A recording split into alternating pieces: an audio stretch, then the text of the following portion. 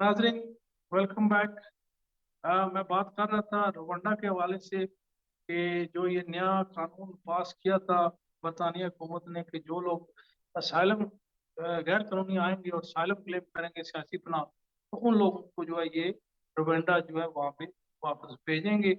वापस क्या कि वो एक नई कंट्री थी जिसके साथ उन्होंने यूके गवर्नमेंट ने एक कॉन्ट्रैक्ट किया था, पैसे दिए कि जो भी लोग यहाँ पे गैर कानूनी आकर असालम क्लेम करेंगे उनको वो रवांडा भेजेंगे, और जब तक उनका असालम जो है वो डिटर्मिन नहीं होता है।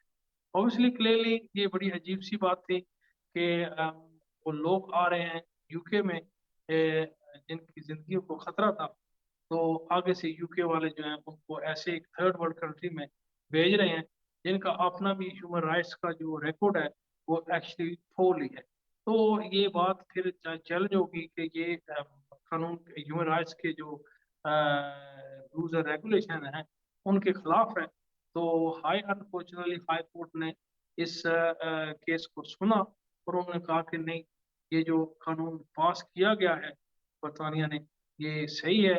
जब तक असाइलम कंसिडर नहीं होता है तब तक ये लोग रवांडा में ही रहेंगे और असाइलम इनका जो है कंसिडर किया जाएगा।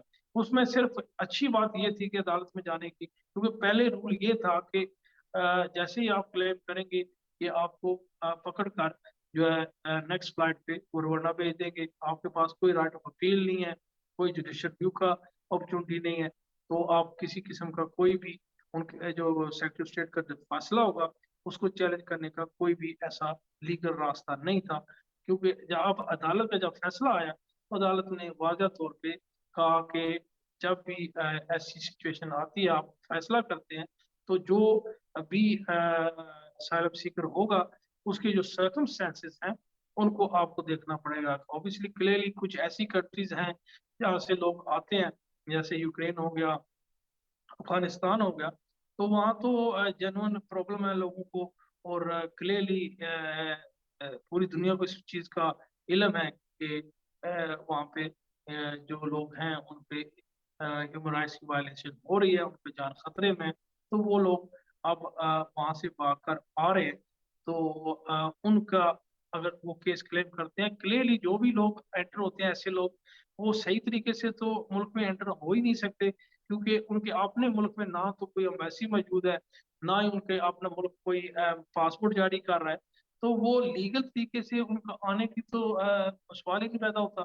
वो तो गैर कानूनी तरीके से ही एंटर करके जहाँ पे जाएंगे। तो अब ये कहें कि आप वहां से लीगल तरीके से क्यों नहीं आए, तो ये तो बड़ा अजीब सी जो है ये सिचुएशन हो जाती है कि लीगल तरीके से वो कैसे आ सकते हैं कि जब उस मुल्क में आपको ना पासपोर्ट दिया जा रहा है, ना वहाँ पे कोई ऐसा निज़ाम है, और ना ही फिर फॉरेन जो कंट्रीज होती हैं उनकी कोई वहाँ पे एम्बेसी मौजूद है कि वहाँ जाकर वो कोई असाइलम के लिए या किसी अर्जी के लिए एप्लीकेशन दे सके। तो फिर जब आदमी यहाँ पे आता है, देखिए यूके में तो वो अगर कहते हैं जी आप गैर कानूनी तरीके से आए हैं, हम आपको रवांडा भेज रहे हैं, तो ये भी एक्चुअली अदालत ने कहा कि ऐसा भी ये जो है ये गलत है। उनकी सर्कमस्टेंसेस बैकग्राउंड जहाँ से वो आ रहे हैं, वो किस किस्म के मुश्किल पैदा हुए हैं वहाँ पे, उनकी कितना जान को कितना खतरा है, तो वो ये सारी चीजें आपने कंसिडर करनी है। इसलिए जो है ये थोड़ा इस अदालत में जाने का जो है वो फायदा हो गया। अब इनफैक्ट जो सिचुएशन यहाँ पे जो पहले के लोग मौजूद हैं वो क्लियर नहीं है कि क्या उन लोगों को भी जिन्होंने असाइलम क्लेम किए, असाइलम के खत्म हो चुके हैं, अब उनको 10 से 15 साल, कुछ लोगों को तो ऑब्वियसली इससे भी ज्यादा हो गए हैं। जब 20 साल हो जाए तो फिर तो वो एक्चुअली गैर कानूनी जो लोग वहां पे रहते हैं, वहां का कानून ये है कि अगर आप 20 साल गैर कानूनी रहते हैं यूके में, तो फिर आप एप्लीकेशन अपनी अर्जी दे सकते हैं वहां पे लॉन्ग रेजिडेंस की स्टे की। तो अगर आप पूरे जो 20 साल का अरसा होता है उसके अगर सबूत आप पेश कर सकते हैं, सबूत आपको पूरे के पूरे सबूत का पेश करने पड़ेंगे एवरी ईयर। हर साल का जो है सबूत आपको पेश करना पड़ेगा कि आप एक्चुअली यूके में मौजूद थे, तो फिर आपको 20 साल के रेजिडेंस पे वो जो है स्टे मिल जाती है। लीव टू रिमेन नहीं मिलेगी आपको, फिर भी जो है वो इंडेफिनेट लीव जो है वो नहीं मिलेगी 20 साल के बाद। उसका एटलीस्ट आपके पास काम करने की इजाजत हो जाएगी, लीगली आप ट्रेवल कर सकेंगे। लेकिन अगर आप बाहर से शादी करना चाहते हैं तो लीव टू रिमेन जो है वो 10 साल के अरसे तक आपकी जो एक्सटेंशन आप लेते रहेंगे, तो उसमें आप इनफैक्ट शादी नहीं कर सकते। वो भी एक जो है वो बड़ा मुश्किल जो है वो सिचुएशन हो जाती है उन लोगों के लिए जो शादी करना चाहते हैं लेकिन बाहर से वो शादी नहीं कर सकते, उनको फिर विद इन यूके ही शादी करनी पड़ेगी। अब बाद में ये करने वाला था लॉन्ग रेजिडेंस के हवाले से, जो लोग 20 साल तो जिन्होंने कंप्लीट नहीं किया और उनपे अभी 20 साल नहीं हुए हैं लेकिन फिर भी काफी अच्छा हो गया। अब नई चीज जो हमने देखी ये है कि होम ऑफिस ऐसे लोगों को साइनिंग के लिए नहीं बुला रहे थे। पहले जो लोग ऐसे टेम्पररी रिविजन उनको देते थे और उस पे वो होते थे, तो उनको वो साइन के लिए जो है हर वीक या एवरी सेकंड वीक या मंथ में एक दफा उनको जरूर लाते थे कि आप जो है वहां पे साइन करके जाए, अपनी हाजिरी देखा जाए कि आप स्टिल मुल्क में मौजूद है। वो बहुत अरसे से जो है ये जो लोग जो ज्यादा अरसे से वहाँ मौजूद है उनका वो कोरोना के जब आया तो ये सब लोग जो थे वो तो खत्म हो गया।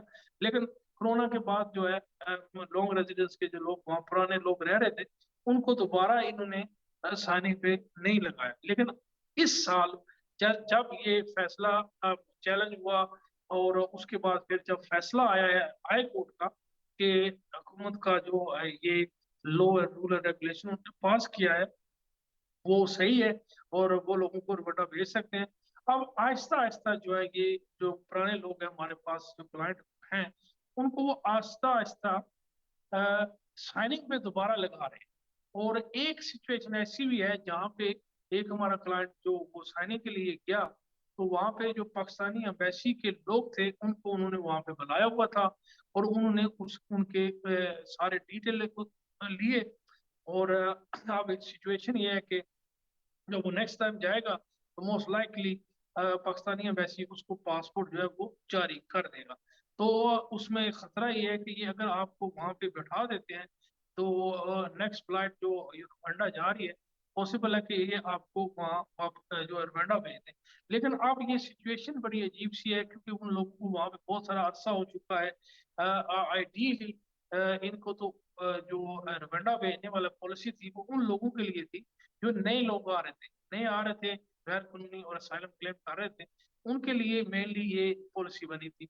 लेकिन अब मुझे ऐसे लग रहा है जैसे ये मैंने बताया कि ये क्लाइंट जो हमारा था उसको उन्होंने वहाँ पे पाकिस्तान के एम्बेसी वाले लोग आए हुए थे और उन उसके डिटेल ले गए हैं, वो उसका पासपोर्ट जो है वो जारी करेंगे। तो इसमें जब वो नेक्स्ट टाइम वहाँ पे साइन करने जाए तो देयर इज स्ट्रॉन्ग पॉसिबिलिटी कि वो उसको बिठा भी सकते हैं।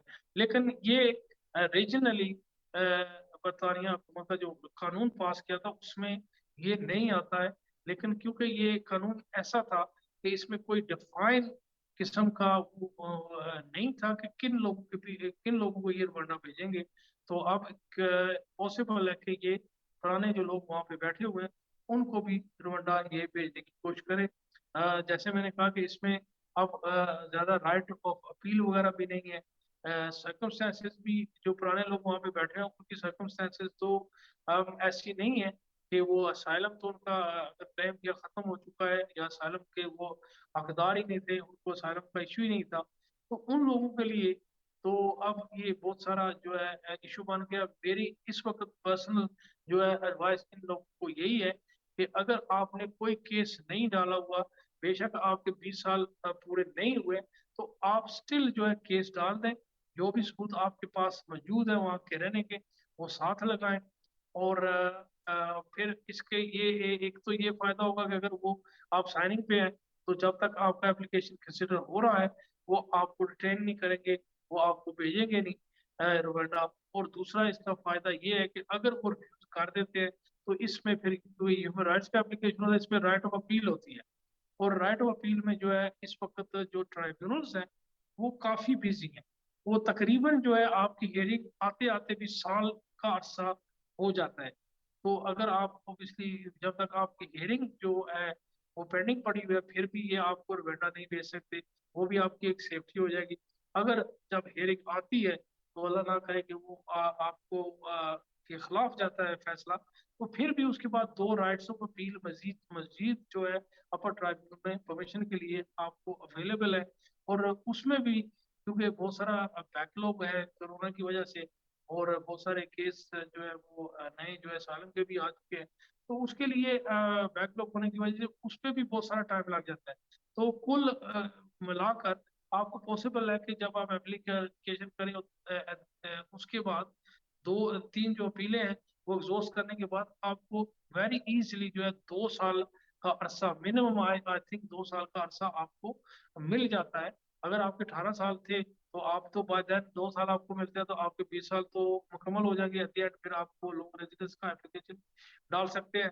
और दूसरा ये है कि ऑब्वियसली ये तो मैं मिनिमम बता रहा हूँ, सम टाइम हो सकता है कि केस डिटरमिन करने के बाद या केस डिटरमिन करने का जो फैसला वो भी अरसा लगा दे, फिर अपील का जो है वो भी अरसा लगा दे, परमिशन का मजीद अरसा लगा दे।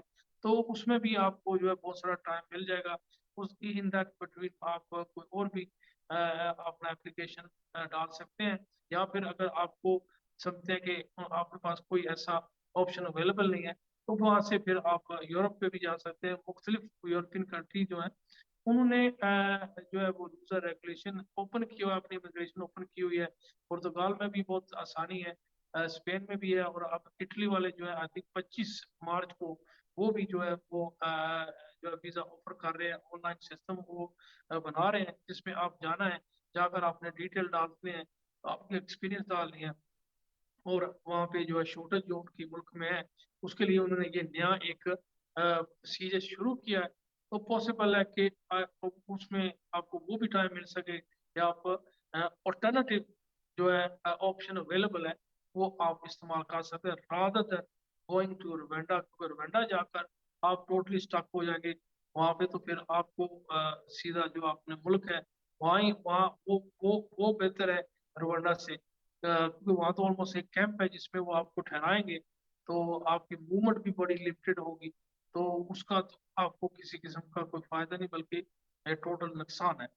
तो दूसरी बात जो नई अभी जो है असylum के हवाले से जो इंट्रोड्यूस की है, ये नई तो नहीं है, इसे रिफॉर्ममेंट कहते थे।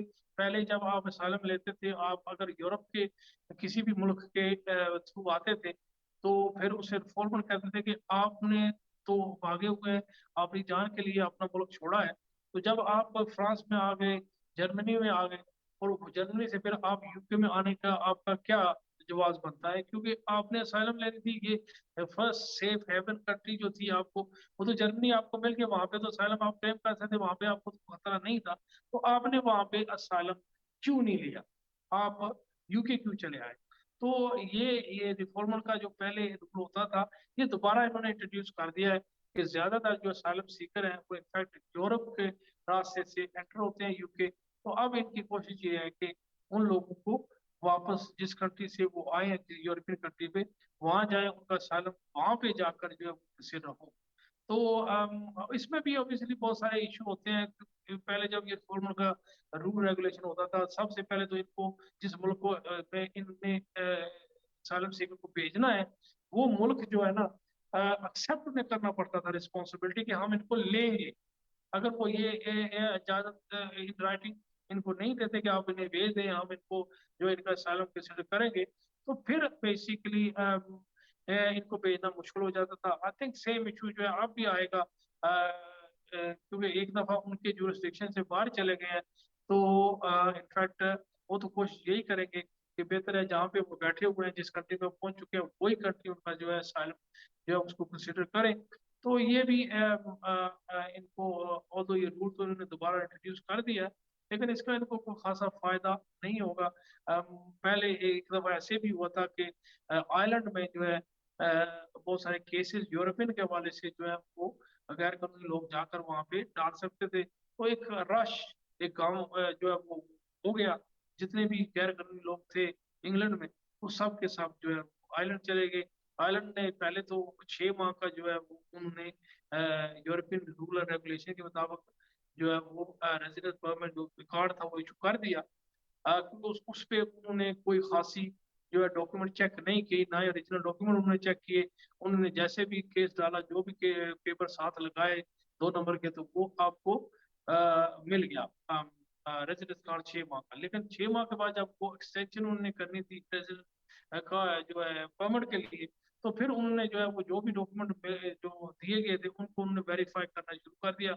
जब उन्होंने वेरीफाई किया तो पता चला कि ये तो दो नंबर के डॉक्यूमेंट हैं, ये तो वहाँ पे ऐसे बनाए गए हैं। तो फिर उन्होंने जो है वो फिर रिक्वायरमेंट देने से इनकार कर दिया। और एक बात उन्होंने ये कही, जब ये बहुत सारे लोग आयरलैंड में चले गए यूके से, तो यूके की हुकूमत से उन्होंने कहा जी आप क्या कर रहे हैं, ये सारे लोग बड़ी आसानी से वहां से हमारे मुल्क में एंटर हो रहे हैं और आप इनको रोकते क्यों नहीं। तो ऑब्वियसली क्योंकि ये लोग इनके वहाँ पे यूके में बैठे होते थे ज्यादा लोग, तो उन्होंने शुक्र किया कि यहाँ से निकले हैं।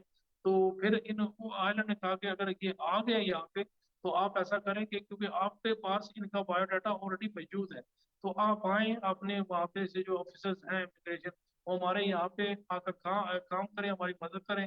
जो भी एप्लीकेशन की यहाँ पे आए हुए हैं तो उनको ये हमारे साथ मिलकर वो उन एप्लीकेशन को देखें, क्योंकि वो पहले से ही अवेयर थे, उन लोगों की हिस्ट्री उनके पास ऑलरेडी मौजूद थी। तो फिर ऑब्वियसली वहाँ पे किसी को भी रेजिडेंट परमिट ना मिला, और वहाँ पे जाकर बहुत सारे लोग स्टक भी हो गए, क्योंकि आयरलैंड में काम का जो अपॉर्चुनिटी है बहुत कम थी। यूके में अगर गैर कानूनी भी आप हैं तो काम आपको मिलता रहता है, और अच्छा काम भी मिल सकता है, और ज्यादातर अच्छा, जो पुराने लोग हैं वो अच्छे काम भी कर रहे हैं। तो ये जब यहाँ से ये आयरलैंड चले गए, वहां जाकर अब स्टे भी नहीं मिल रही, और काम का भी बहुत बड़ा इशू बन गया, काम भी नहीं आपको मिला, तो लोग बहुत सारे स्टॉक हो गए। फिर दोबारा उन्होंने जो है वो है यूके का जो है वो रास्ता लिया, क्योंकि नॉर्दर्न आयरलैंड जो है वो यूके के पास है, और वो पार्ट तो आयरलैंड का है, लेकिन यूके के पास होने की वजह से वो फिर लोग वहां से आयरलैंड से ये नॉर्दर्न आयरलैंड आते थे, जो पिछली पार्ट ऑफ यूके बना हुआ था।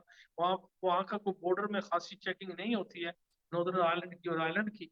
तो वहां से फिर जब वो नॉर्दर्न आयरलैंड आ जाते थे तो वो फिर यूके का एक हिस्सा था, वहां आ जाते थे, वहां से फिर वो मेनलैंड यूके में दोबारा वापस आ गए। तो ये है। तो नाजरीन, हमारा प्रोग्राम जो है ये खत्म हो रहा है। इंशाल्लाह नेक्स्ट वीक हम कोशिश करेंगे कि इस प्रोग्राम को दोबारा लाइव लेकर आए, और कोशिश करेंगे कि हमें जो है वो टेलीफोन कॉल भी हम लें। तो अपना अपने रिश्तेदारों का खास ख्याल रखें, खुश रहें, खुशियां बांटें। अल्लाह निगहबान।